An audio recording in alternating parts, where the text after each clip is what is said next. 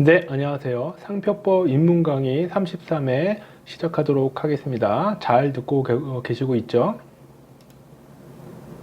자, 우리 지금 등록 절차를 지금 계속 해오고 있습니다.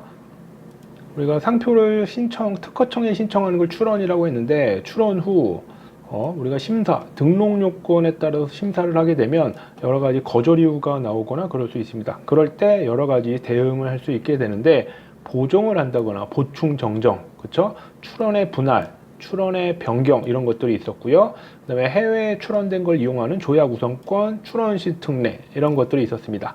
그다음에 어떤 출원을 거절시키기 위해서 누구든지 거절할 수 있는 사유를 제공하는 정부 제공 절차도 있었고요.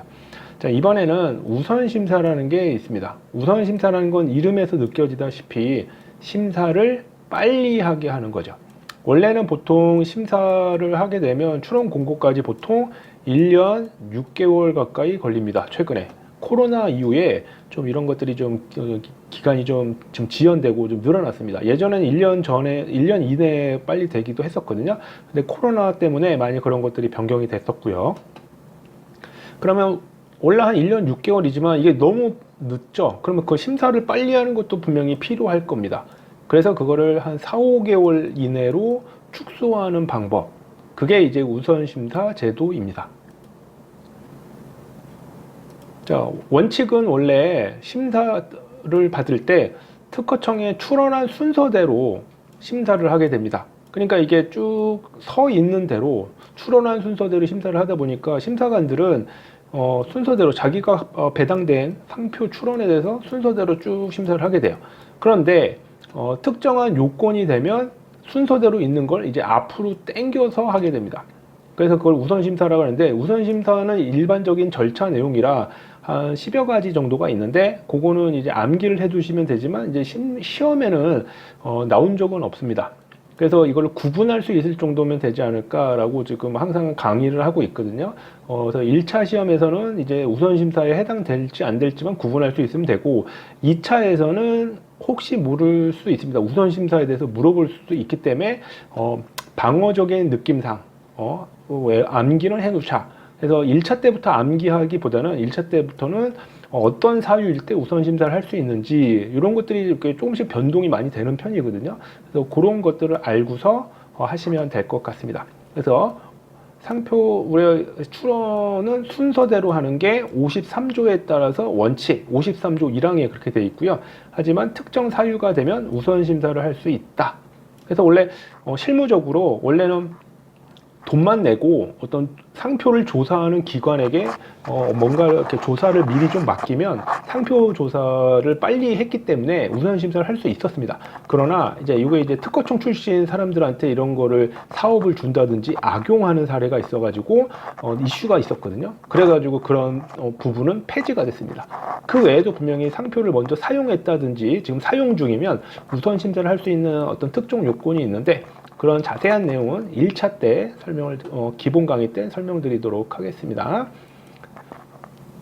자, 그 다음에 우리가 이제 상표를 출원을 했죠? 심사를 하는 게 한 1년 반 정도 걸린다고 하는데, 심사를 쭉 합니다. 근데 거절 이유가 없어요. 그럼 거절 이유가 없으면 바로 등록 결정되는 게 아니라 여기 출원 공고라는 제도가 있습니다. 이게 출원 중에 이게 거절 이유가 없다는 것을 공고한다, 이런 뜻입니다. 그럼 출원 공고는 어떤 목적으로 있냐면 여기 기간이 좀 있는데 이게 2개월입니다. 2개월.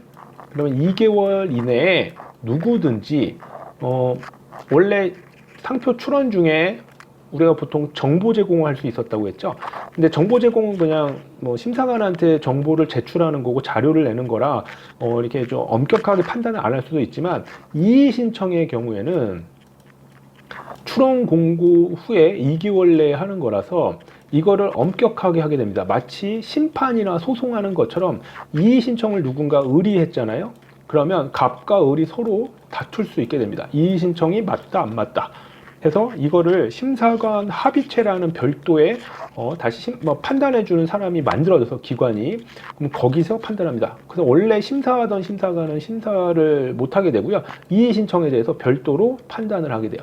그래서 좀 공정하고 객관적으로 판단하고 특정한 자료가 있으면 이의 신청을 통해서 어떤 상표가 등록받는 걸 거절시키게 할 수 있는 제도를 만든 겁니다. 왜냐하면 심사관이 뭐 상거래상 쓰여져 있는 어떤 유명한 상표인지 여러 가지 등록 요건을 일반적인 판단을 가능하지만 뭐 유명한 상표라든지 아니면 어떤 다른 사정이 있는지는 모르는 경우가 있을 수밖에 없거든요.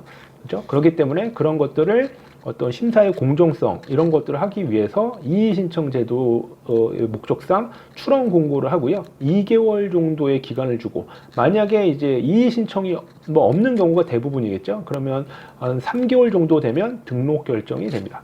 등록 결정 후 돈을 내면 최종 등록이 돼서 이때부터 권리가 발생을 하게 되는 겁니다. 그래서 상표 출원 후에 여러 가지 절차들을 쭉 했었는데 우리가 출원 공고와 관련된 내용들 좀 설명을 좀 드렸습니다. 그래서 출원 공고는 거절 이유가 없을 때 나오는 거고 출원 공고 후 2개월 내에 이의 신청을 누구든지 할 수 있는데 정보 제공하고 비슷하지만 정보 제공보다는 형식적인 거를 갖추기 때문에 제대로 판단을 받을 수 있다. 그렇게 알아두시면 됩니다. 이의 신청 같은 경우에는 이제 1차 시험에 한 몇 번씩은 나왔습니다. 그래서 그걸 좀 알아두시면 될 것 같고요. 1차 강의 때, 기본 강의 때, 이론 강의에서 좀 더 자세하게 어떤 부분을 좀 중점적으로 봐야 되는지 설명을 드리면 드릴 거고요. 이의 신청에 대한 부분, 이런 게 언제 쓰여지고 목적이 정도만 알아두시면 될 것 같습니다.